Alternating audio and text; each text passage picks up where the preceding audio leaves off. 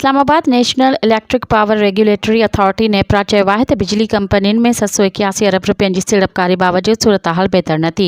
नाक़स मनसूबाबंदीअ सबबि अवाम ते बार पियो। नेपरा पावर सेक्टर जी स्टेट ऑफ इंडस्ट्री रिपोर्ट 2023 जारी करे छॾी, जंहिंमें बिजली जी पैदावार ऐं पहुच, विरहासत में नाअहली, ॿारनि जी फ़रहामी पावर सेक्टर जा वॾा मसइला करार ॾिना विया। रिपोर्ट में इंकशाफ़ कयो वियो आहे त पुराणा ऐं ख़राब कारकर्दगीअ वारा प्लांट मुदो पूरो थियण बावजूद बि हलाया पिया वञनि। पावर सेक्टर में डिघे मुदे जी मनसूबाबंदी जी खोट आहे, पर उन जो भार वाहिपेदारनि ते न विझणु घुरिजे।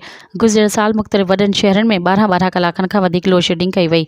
नेपरा चयो आहे त बिजली कंपनियुनि में 781 अरब रुपयनि जी सीड़पकारी बावजूद सूरतहाल बहितर न थी।